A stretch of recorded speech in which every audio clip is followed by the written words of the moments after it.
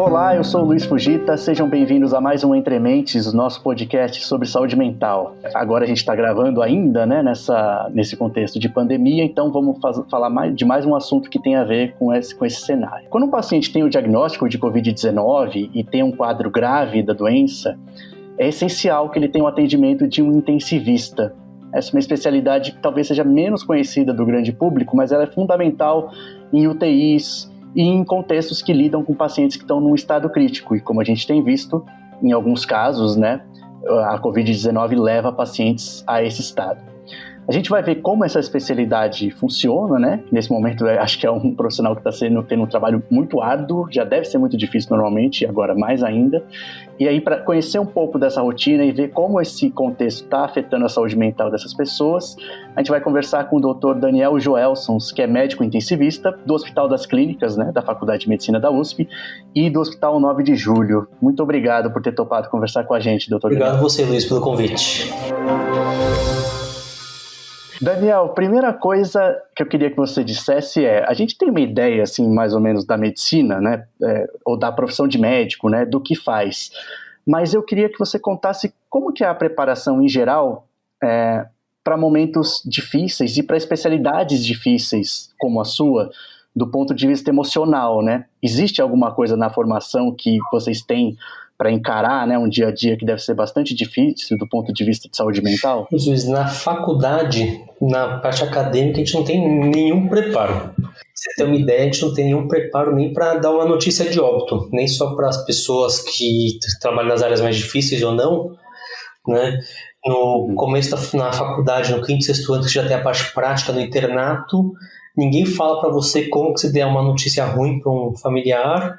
Simplesmente te jogam num pronto-socorro, você vai ter um paciente seu que vai acabar vindo a óbito um dia e você vai ser o responsável para avisar aquela família, né? Então, isso realmente é uma deficiência muito grande da área acadêmica, desde a minha época e até hoje que eu converso com os residentes, né, na área, quando eles estavam alunos, também não tinha. Na minha residência específica de medicina intensiva, a gente já tem um preparo um pouco melhor nessa parte que a gente chama de medicina paliativa, né, que engloba toda essa parte de conversação, de comunicação com o paciente e com o familiar deles. Então, eles preparam a gente, eles ensinam e preparam como conversar com a família e com o paciente. Mas a gente não tem nenhum preparo de como você vai lidar com isso, né? E é uma coisa que, assim, uma situação dessas de perda de paciente, né, digamos que é o desfecho, né, mais extremo, né, desse desafio, eu imagino que aconteça logo, que você, no internato já deva acontecer logo, né, com o tipo de paciente que vocês costumam lidar. Nos primeiros plantões que você dá no pronto-socorro, com certeza já tem o contato com algum óbito, né? Não é uma coisa incomum, infelizmente. Não dá também para você criar uma experiência, uma carreira tal, e aí ficar um cara mais experiente e daí saber lidar melhor. Eu digo que assim, agora com o tempo, eu já aprendi a conversar melhor com a família, a como dar uma notícia de óbito, a conversa no dia a dia, né, a preparar uma família para o grave, porque ela vai esperar. Isso eu aprendi com a experiência, não foi alguém que pegou na minha mão e me ensinou, né? Não foi lendo, você até aprende um pouco de comunicação, né, tem estudos, algumas coisas assim, mas infelizmente na prática, no dia a dia. E é engraçado que uma coisa que me marcou muito na minha carreira foi uma vez que eu estava conversando com uma menina, não era nem amiga, nem conhecida, assim, uma conhecida do conhecido, né, que ela falou para mim que os pais dela tinham falecido, e ela falou uma frase para mim que me marcou muito. Foi assim, que ela falou para você não lembra de todas as notícias de óbito que você já deu. Você deve lembrar de uma ou outra. Mas todas as pessoas que você deu uma notícia de óbito, com certeza elas lembram as palavras que você usou, o local que você deu essa notícia e como você estava vestido. E isso foi uma coisa que me marcou muito, né? Então, a partir desse dia eu comecei a tomar assim, muito cuidado em tudo, né? Preparar todo o cenário para dar uma notícia ruim. Então, eu levo uma salinha, já deixo o copo d'água preparado, né? Seja as palavras que você usa. E já puxando um link aqui, Luiz, para o Covid, é uma das coisas que a gente está sentindo para quem trabalha na minha área, né, no intensivismo, que a gente está sofrendo muito, é a gente não poder conversar olhando no olho do familiar, né? esse negócio de ter que dar notícias tristes, notícias ruins e notícia de óbito pelo telefone é uma coisa muito desumana, uma coisa assim que é ruim pro familiar e é ruim pra gente que tá dando também. Eu imagino. A gente vai voltar a esse tema de uma forma mais detalhada na frente, Daniel. Eu queria agora também, como você introduziu a parte da Covid, né, começar a falar desse assunto. Primeiro, uma questão mais assim, um pouco mais fria, digamos, né? Queria que você dissesse como é que tem sido a sua rotina, assim, né? Como que é o preparo para você entrar e sair de um lugar em que, né, tem alto risco de contaminação? Bom, na verdade, eu sempre trabalhei em lugar de alto risco de contaminação, né? A UTI, a gente está acostumado, né? Então, tem diferentes tipos de contaminação, mas no meu dia a dia eu sempre atendi paciente com tuberculose, HIV, H1N1, então a gente sempre teve, quem trabalha em UTI sempre teve preparado um pouco para isso. A diferença é que agora que 100% dos meus pacientes são de isolamento respiratório, que a gente chama.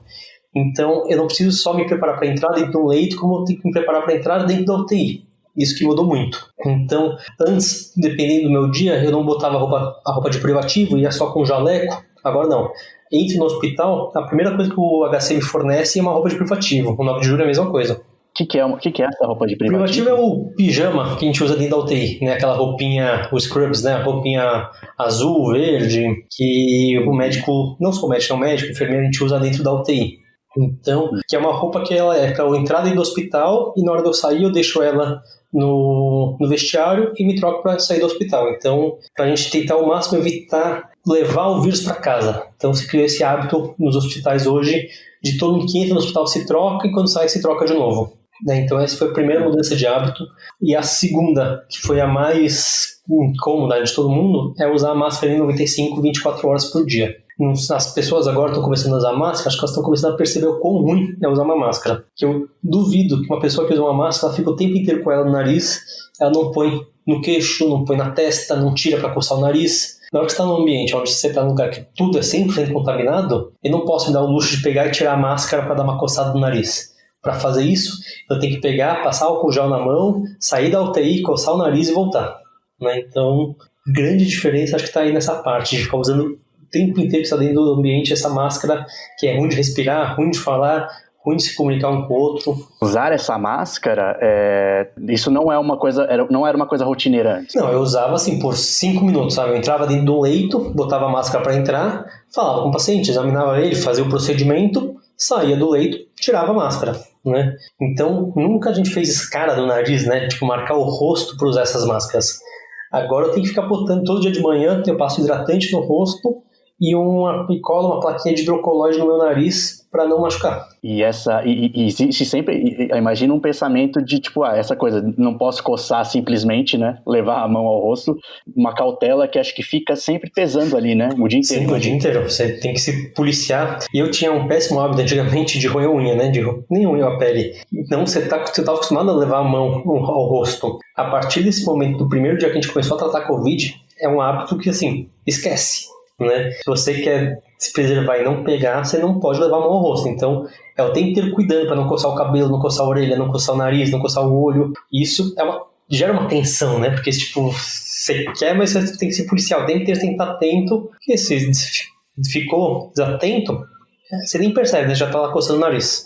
E, Daniel, mesmo paramentado, tem um medinho, assim, de pegar? Isso é o que eu estou pensando mais assim, em todas as coisas que podem afetar a parte do estado emocional, né? Então, todas essas preocupações que ficam muito o dia inteiro são importantes desse ponto de vista. Então, você ali paramentado, com máscara, você se sente tranquilo? Olha, Luiz, isso vai muito de pessoa para pessoa. Eu me sinto seguro, porque acho que, tipo, eu estudo muito, né, leio bastante coisas, leio sobre transmissão de doenças, mecanismos de transmissão, por que a gente tem que usar tal equipamento, né, de proteção para tal doença. Então, eu me senti muito seguro usando a N95 e só, né, não tocando o rosto, na face com a mão. Só que você vê que não é todo mundo que fica assim. Você quer um exemplo? Na UTI, né, tipo, todo mundo tem que seguir as mesmas regras, né? Então, quando a gente entra num quarto, a UTI, imagina que é o seguinte, é um corredor com 12 boxes, a UTI que eu tenho, né? Então, como se fosse um quarto, né, um box, que eu abro a porta, entro, vejo o paciente e sai. A gente divide a UTI em setor vermelho, amarelo e verde. O vermelho é o que a gente chama de contaminado, o amarelo é a zona intermediária e o verde é a zona não contaminada. onde eu posso ficar sem máscara na zona verde. Então, eu entro na zona vermelha, eu tenho que me paramentrar inteiro. Tenho que botar o avental, tenho que botar a luva, o gorro na cabeça, a N95 e o face shield. Entro lá, na hora que eu saio, é uma viseira. Na hora que eu saio, eu tenho todo um protocolo de retirar esse equipamento. Então, primeiro eu tiro a luva, passo álcool gel, tiro o avental, né, o aventalzinho descartável, passo álcool gel, saio do quarto, tiro o óculos, lavo o óculos, passo álcool gel na mão, tiro o gorrinho, jogo no lixo, álcool gel. Então, esse é o tudo para a área amarela ficar o menos contaminada possível. E daí teve um médico, né, um residente, que ele precisava pegar alguma coisa dentro do quarto, ou ver alguma coisa, né, não lembro exatamente o que ele foi fazer dentro do quarto. Ele não se paramentou, ele só entrou, mexeu rapidinho e saiu. Ele estava com a N95, né, com a máscara, mas ele não botou avental, não botou luva, nada. A enfermeira ficou maluca. Que absurdo o médico fazendo isso, entrando no quarto e saindo. Depois eu fui conversar com ela, falei, por quê, né? O que você tá, né? Por que você ficou assim nervosa, né? Tipo, ele que entrou lá, né? Ele que tá correndo risco, não você. Ele tá correndo risco lá, mas ele vai trazer na roupa dele, vai sentar aqui depois do computador que eu tô usando, e depois se eu for usar esse computador, vou botar a mão aqui e vou correr mais risco. Então, gera um nervosismo, um estresse na equipe toda, né? Que fica todo mundo com os nervos à flor da pele. Então, fica tudo muito tenso. E é um medo irreal dela, né? Tipo, ele não vai levar na cadeira, vai botar na roupa dela pra ela botar, tipo, pegar assim.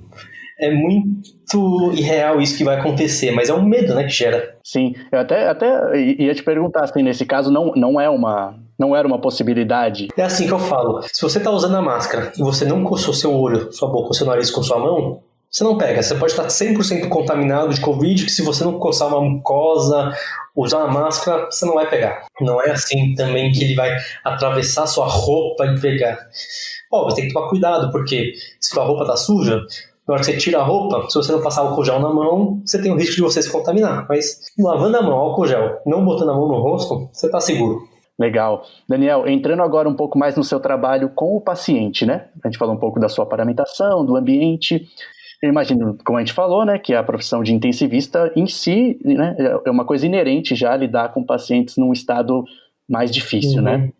No caso da Covid-19, por que ela é particularmente difícil? O que você identifica de diferente comparando com outras doenças que você lidava antes? Isso são alguns pontos. Eu acho que o primeiro ponto é o número de pacientes graves que eu lido por vez. Mas já que no UTI de 10 leitos, eu tenho aquele paciente que está para ir de alta, o paciente que ele internou só para fazer um pré-operatório, então ele está bem, né, que vai operar no dia seguinte, só vai para ficar observação, o paciente que fez uma arritmia, que também só vai ficar monitorizado, e 1 ou 2 pacientes com uma pneumonia entubado, uma coisa um pouco mais grave. E normalmente os pacientes mais graves são os pacientes mais idosos, né, ou com câncer, ou com alguma outra comorbidade mais importante. Então, no UTI de 10 leitos, eu tenho total controle que eu tenho, assim, tipo, pouquinhos graves, poucos ótimos e o grosso que não é nem muito grave nem muito tranquilo. Agora eu tenho uma UTI com 12 pacientes e os 12 pacientes muito graves. Então começa por aí a grande diferença. Eu não consigo ter a atenção que eu deveria dar aos 12 pacientes ao mesmo tempo. O que antes eu conseguiria fazer sozinho tranquilamente, né? Quando eu pego um plantão, eu conheço meus 12 pacientes, eu sei qual que eu tenho que dar mais atenção, eu sei qual que eu tenho que dar menos atenção pela gravidade deles. Aqui eu tenho que dar muita atenção para todos. Isso já é um problema. Outro problema, todo mundo fala que é o paciente idoso que morre. Sim, mas você já viu que muita gente bate nessa tecla, né? Que o paciente mais jovem ele vai para a UTI também. Então, eu peguei alguns pacientes abaixo de 30 anos, 40 anos na UTI. Isso sempre assusta. Você tem um paciente que pode ser você que está lá, né? Isso sempre é uma coisa que te dá um receio. Então, tem paciente jovem que não tem comorbidade interna na UTI. Tem um paciente que ele é jovem e só porque ele é obeso está lá na UTI grave, né? E não é obeso de 200 quilos. É o cara que tem 90 quilos, 110 quilos. Não é nada assim absurdo. É aquele cara que podia ser seu pai, né? Que seu pai é saudável, tem pressão alta e diabetes, que tem lá seus 65 anos. Esse é o grosso da minha UTI, né? E todos muito graves. Então é uma doença que ela trouxe muito o risco para perto de você. Que antes não tinha medo, né? Tipo, aquele é o paciente que tem câncer, aquele é o paciente, que dirigiu bêbado, bateu o carro, né? Aquele lá que deu um azar, teve um AVC, mas ele, cara, já tem outras doenças. Não. Aqui podia ser você naquele leito. E a chance de ser você não é pequena. Então, isso que assusta muito.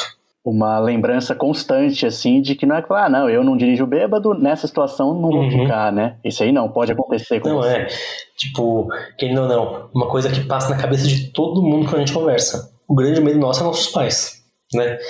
Eu sou jovem, tipo, a chance de eu ter caso de quadro leve é muito grande, né? Então, se eu ficar doente, a chance de eu ficar bem é muito alta. Agora, tipo, meu pai é ótimo, saúde, nunca me preocupei nele ficar doente, ele faz seu check-up todo ano, né? Nunca fez seu rastreio de câncer, nunca teve um câncer, nada, se cuida da diabetes, não fuma, faz seu exercício. Agora, se ele pegar, a chance de ficar grave e parar não ter é muito grande. Então, essa preocupação é que a gente fica muito tenso. E, Daniel, acho que uma ideia que as pessoas têm também é que quando um paciente está na UTI por Covid-19 e está, digamos, já entubado, que ele fica só lá, sabe?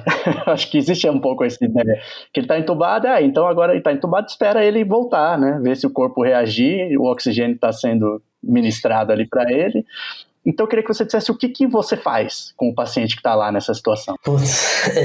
Vamos lá. São muitas decisões que a gente toma o tempo inteiro, o dia inteiro, né? Porque, que a gente não sabe exatamente como tratar essa doença. Não tem nenhum remédio milagroso, não adianta o que falar por aí que é remédio A, B, C, X, Y, Z. Hoje não existe nenhum remédio que eu vou te dar e você vai melhorar. O que a gente tenta fazer é não fazer mal para a pessoa. Então, são muitas decisões que são difíceis de ser tomadas, na verdade. Porque eu simplesmente sem entubar um paciente, não é só botar um cano na garganta da pessoa, o ventilador vai lá, respira por você, o ar sai e tá ótimo.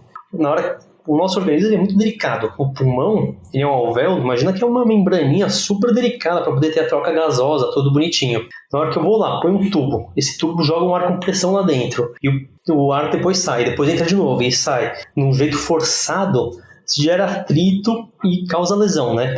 É uma doença conhecida, né? Chama VIR isso, que é a lesão causada pela ventilação mecânica. O simples fato de você estar entubado, você já está correndo risco de machucar seu pulmão, de machucar sua garganta, de causar estenose de traqueia, são já um monte de complicações. Daí você tem aquele paciente que chega, ele está desaturando, mas ele ainda consegue ficar limite. Então você tenta ver qual que é o melhor momento para entubar ele, para ele correr menos risco da ventilação mecânica, mas também não correr risco desnecessário da doença. Começa aí o primeiro desafio. Aí a evolução da doença, ela demora em torno de 10 a 15 dias, né, o pico da piora. Daí você sabe que amanhã ele vai estar um pouco pior. Então, a gente tem outros remédios para dar. Só que tudo que a gente faz tem seu efeito colateral. Não é simplesmente, você falou, né, ficar lá deitado, espera 15 dias e melhora. Eu dou remédio que chama relaxante muscular. É um remédio que o teu corpo perde toda a força, né? Então fica mais fácil a gente conseguir ventilar o paciente, mas ele tem um monte de efeito colateral a longo prazo, para o futuro do paciente, de causar fraqueza, de dar problemas depois na recuperação do paciente. Eu consegui dosar a quantidade exata, quando dar esse remédio, quando parar de dar esse remédio. Tem outra coisa, não sei se você já escutou, de virar o paciente de barriga para baixo para fazer ele ventilar melhor. Então, sim, vi algumas matérias destacando. Isso também é outra decisão super difícil a gente tomar. Quando a gente vai fazer o paciente virar de barriga para baixo? Porque se ele está saturando mal, mas essa saturação ruim, será que ela está fazendo já mal o suficiente para o paciente? Ou o virar ele de barriga para baixo vai fazer mais mal do que essa desaturação dele? Então, é muito difícil você saber o timing certinho das coisas e quando desfazer as coisas, né? Vamos dizer assim. Tem que ter muita experiência e tem que ter muita calma nessas decisões. Não pode tomar por impulso, por emoção ou alguma coisa assim. E, Daniel, aí retomando aquele assunto que a gente começou a falar, né, que você começou a falar logo no início da nossa conversa, né, que é no caso da comunicação com a família, né, atualizar o quadro do paciente que eles não podem ver, né, o que está sendo diferente nesse cenário de Covid? Tudo. Luiz, imagina você como paciente e depois você como um familiar. Você pegou Covid, você precisa internar no hospital. Você se despediu da sua mãe no pronto-socorro, tá? Você não sabe mais se você vai ver ela. Você não sabe se você vai sobreviver para ver ela depois. E todo o tempo que você ficar internado, você não vai conseguir falar com ela. No hospital público, né, no particular, ainda o paciente pode ficar com o seu celular. No hospital público, não. Então, todo o tempo que você ficar internado, você não vai ter comunicação quase com a sua família. Você não vai ficar internado, vou te dar um remédio pra você dormir, você vai acordar daqui a 20 dias, vai ficar bom e vai embora. vai ter um período que você vai estar na enfermaria, piorando, dia após dia pior.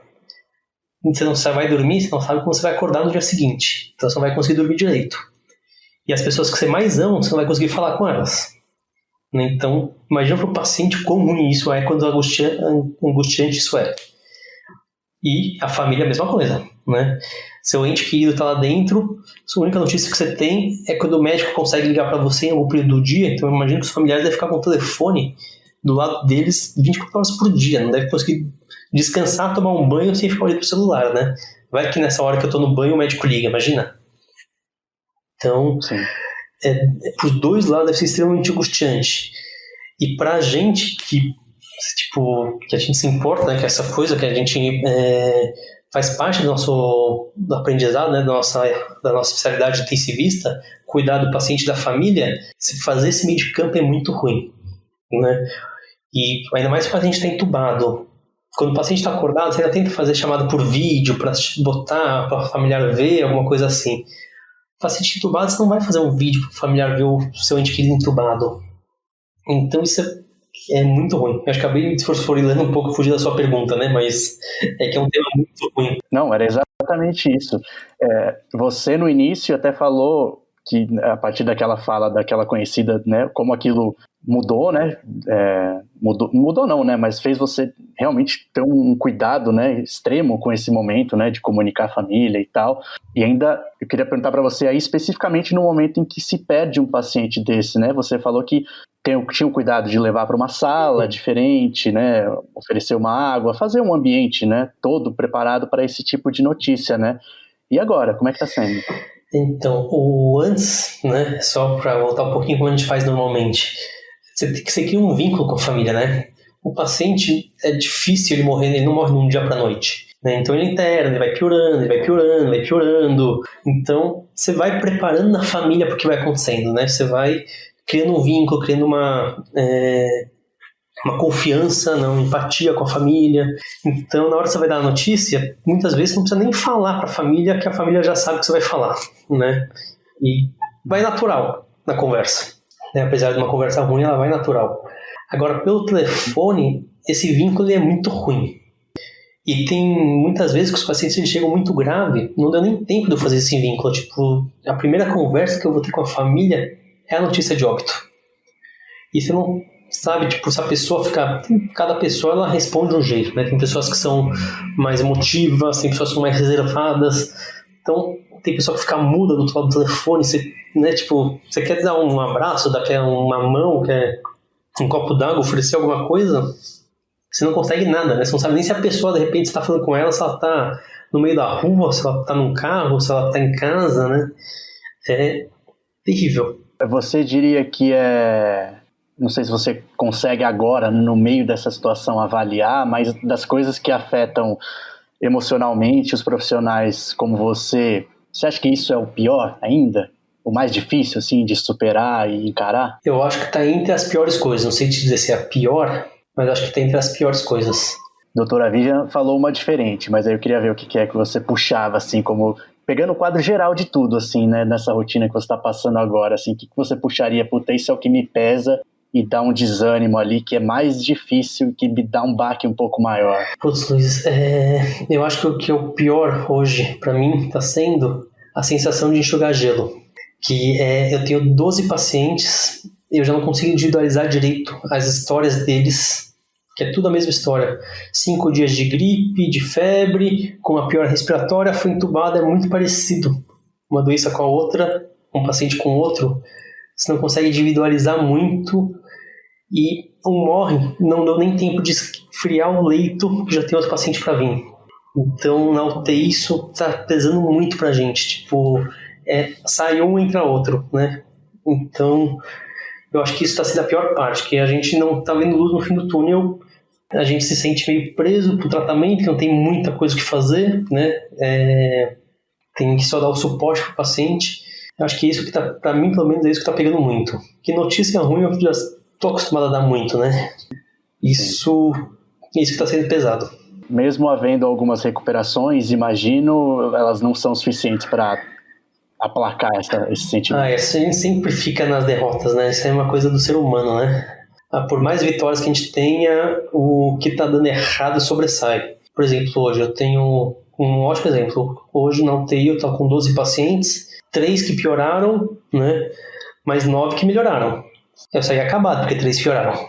Né? Foi um dia horrível, um dia ruim. Não importa que 9 foram bem, Sim. Importa que 3 foram ruins. E indo até nessa linha, Daniel, você tem conseguido pensar sobre a sua própria saúde mental ou você tem só absorvido o impacto? Pra falar a verdade, eu comecei a pensar exatamente de uma semana pra cá, pra ser honesto com você. Eu nunca tive problema com isso, eu sempre fui uma pessoa que eu me considerei meio centrada, nunca fui ansioso, nunca tive problema para dormir, né? Por mais que tenha sido ruim meu dia, eu sempre consegui me desligar em casa um pouco disso. Eu passei no HC, na crise do surto de febre amarela que teve há 2 anos atrás. Foi horroroso também, né? Mortalidade altíssima. Eu fiquei bem centrado, não tive problema. E agora eu sinto que eu tenho sintomas de ansiedade um pouco, né? Então eu sinto que eu estou em casa, eu estou ansioso, estou um pouco mais taquicárdico. Eu consigo, pelo computador, né, pelo VPN, checar os exames dos meus pacientes da minha UTI. Então eu fico checando, né? Eu fico querendo saber o que aconteceu com eles. Eu tô dormindo mal, tô dormindo pouco. Eu acordo agora no meio da noite, não sei porquê, mas eu tô acordando no meio da noite sempre, coisa que não acontecia comigo. Então tô sentindo que a parte psicológica não tá 100%. Até falando com você, coincidentemente, amanhã, pela primeira vez na vida, eu marquei com um psicólogo para ter que começar a fazer uma terapia meio profilática mesmo, né? Pra gente começar a conversar sobre isso, para ver, né? Para não deixar piorar. Que ótimo. Eu fiz uma entrevista com um psiquiatra que está com um serviço montado no hospital de campanha do Anhembi. Ele falou que a coisa mais importante é essa mesmo, prevenção, né? Porque você pode perder um profissional ali essencial agora por uma questão de saúde mental, né? E às vezes isso é um pouco relegado a um segundo plano. É bom ouvir que você é um bom exemplo, você falar que buscou isso, né? Percebeu isso e buscou. Daniel, você, segundo a doutora Vivian, você chegou a pegar Covid, né? Eu peguei. E você estava até comentando, né? Se não tinha medo de pegar na UTI. Eu passei um mês inteiro na UTI trabalhando, né? Foi a primeira UTI que abriu no HC de Covid. Eu já era o diarista lá, então meu dia a dia já começou desde os primeiros casos de Covid. Passei um mês e meio batido, não peguei nada. Daí a minha chefe adoeceu, ela foi participar de reuniões e tal, eu substituí ela em reunião aqui, reunião ali, e eu acho que eu sei exatamente o dia que eu me contaminei, que foi uma passagem de plantão no médico, numa UTI não Covid, onde a gente não precisava se proteger, usar máscara, naquela época não era obrigatório todo mundo usar máscara, nada disso. Eu era num quarto fechado, uma distância até entre os dois, mas ele já estava com uma tosse, no dia seguinte ele fez o teste, ele ficou doente, eu e a médica que passamos o plantão para ele, 5 dias depois os dois ficamos doentes. Então, apesar da gente se proteger na UTI e tudo, eu tenho quase certeza que eu peguei, na verdade, foi no momento que eu estava desprotegido fora da UTI de Covid, né? Fora do ambiente Covid. E aí você chegou a ter, por tudo que você já vinha presenciando, apesar de saber, né, que deveria ter uma evolução boa, chegou a ter um medo, assim, de talvez as coisas darem errado, mesmo você não estando no grupo que tem... Nossa, muito medo. Nos primeiros 2 dias que eu fiquei com febrão, fiquei com 38, 39 de febre, me batia um medo assim mesmo de piorar, né?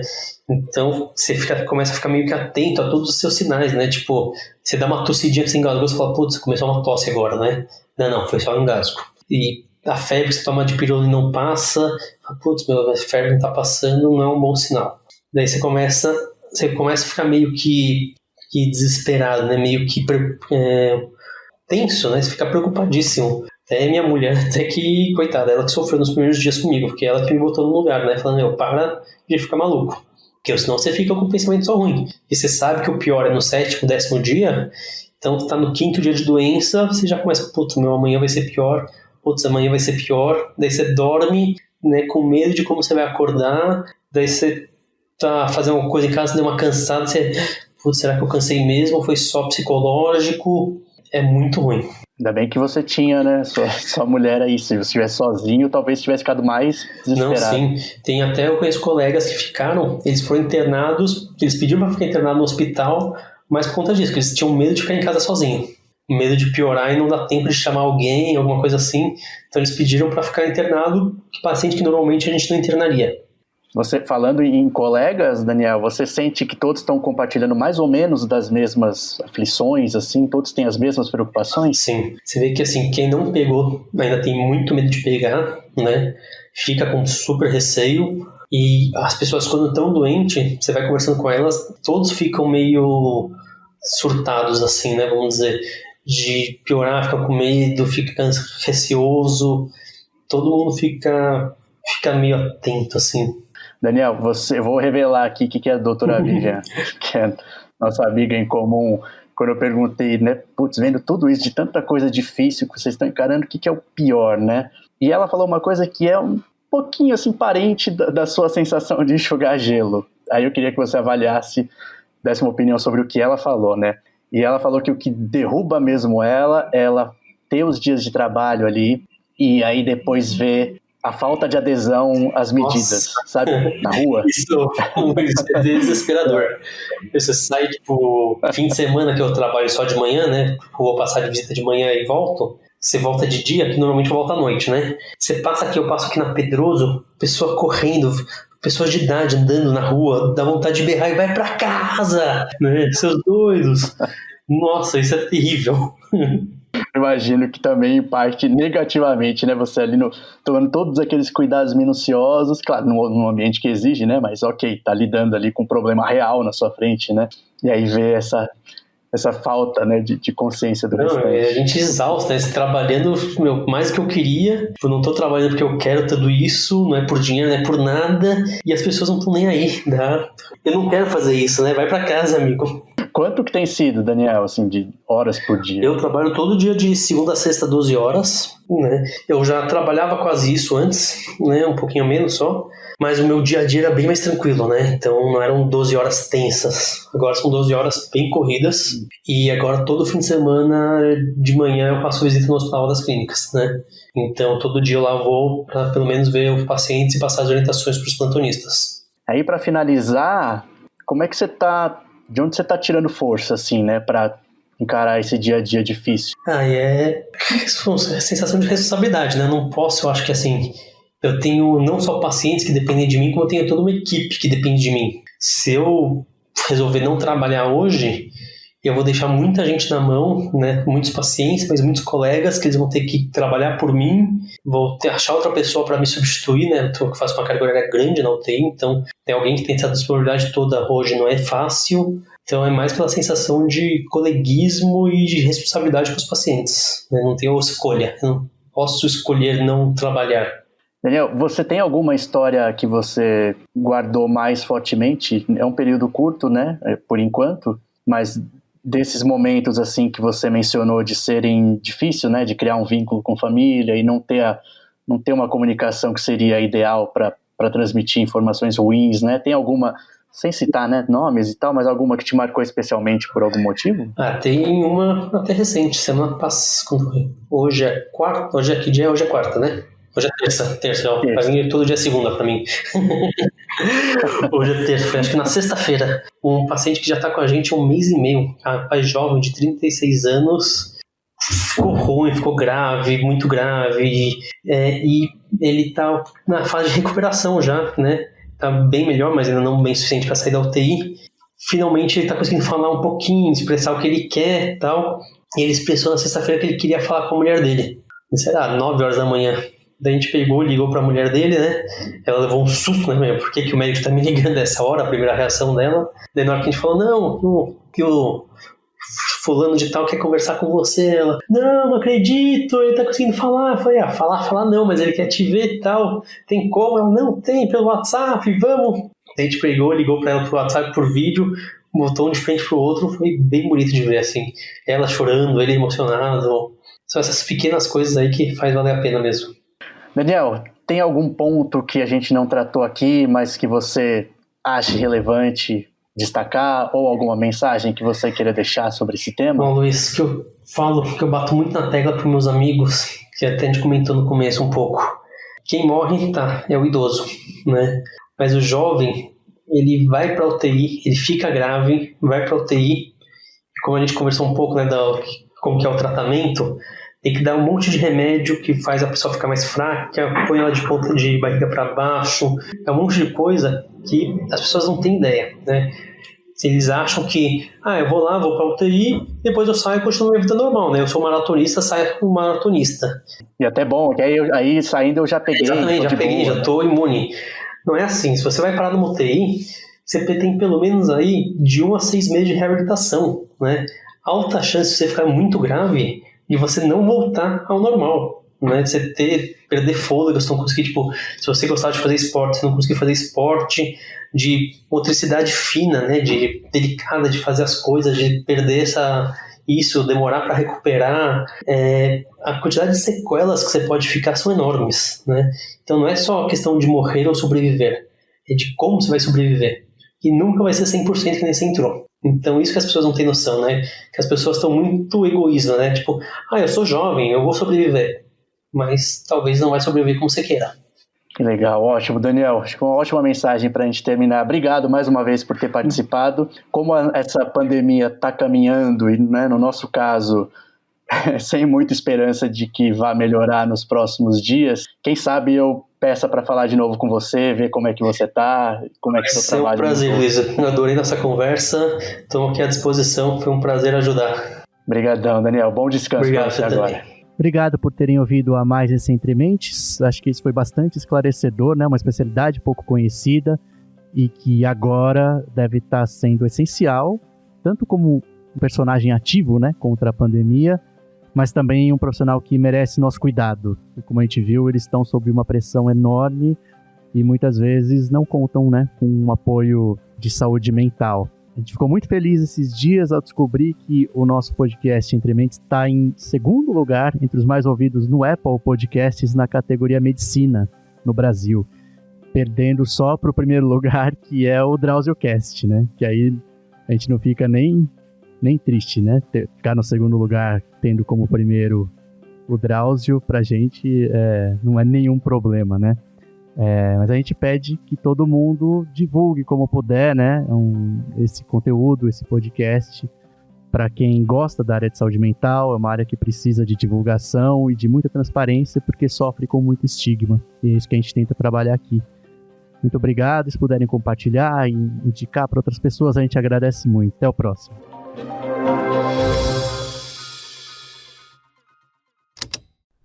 Esse programa foi editado pela Estalo Podcasts.